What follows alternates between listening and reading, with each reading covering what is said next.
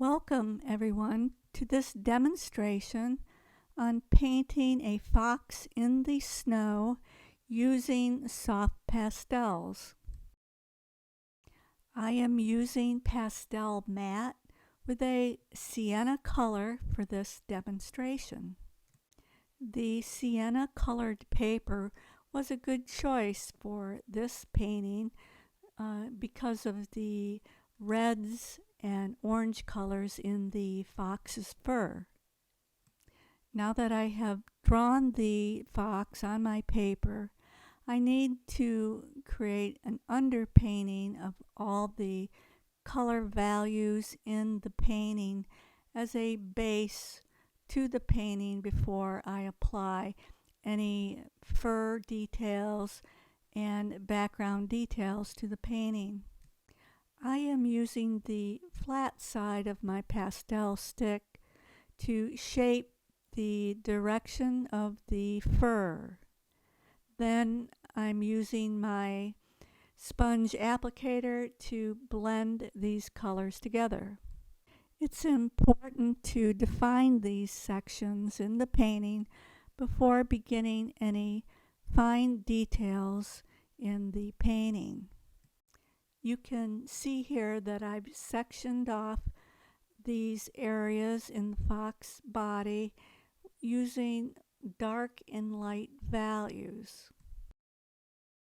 His eyes are dark brown, but they also reflect the colors in his fur. So I'm using some raw sienna color for his eyes, and then the darker shaded areas will be dark brown, and I'll use blues and light yellow for highlights in his eyes. I'll use the black for the iris in his eye and also around the pupil of his eye. Now that this eye is nearly complete, I will begin working on the muzzle area of his face. I'll be adding very dark brown for the underlying fur, and then begin adding some of the fur details. I will blend this area with my sponge applicator and also add a few more lighter highlights to create stronger contours to the shape of his face. I now have a good foundation to begin some of the finer fur details. It's important to have strong values at the surface level before adding any of the fine hairs to the face. I will be working from the darkest values to the lightest values to create a very full texture to his fur. At this point, it's very important to follow your reference photo or sketches very closely because it's really the fur that gives your animal its form. And always paint the fur in the direction of its growth from dark to light. As you've seen in the beginning of this painting, I've started very loosely developing the form of the fox and background, but now it becomes a slower process of following the direction of the fur very carefully. So at this point, please follow along and enjoy the process of developing the fur.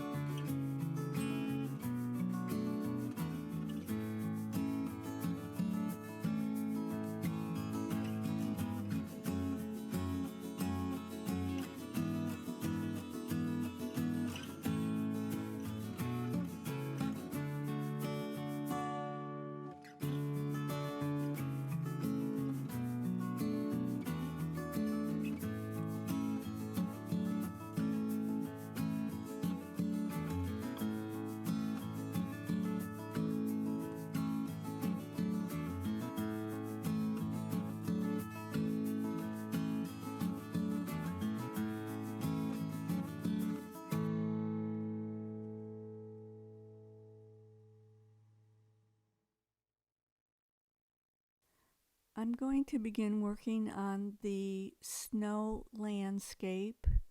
The background snow is in a shadowed area and will be a darker shade than the foreground. At this point, I just want to create some of the shapes found in the snow and highlight where the sun is casting onto the snow. In order to give the snow an icy cold appearance, I will be using cool shades like violet, pinks, and light blue to create that cool effect into the snow.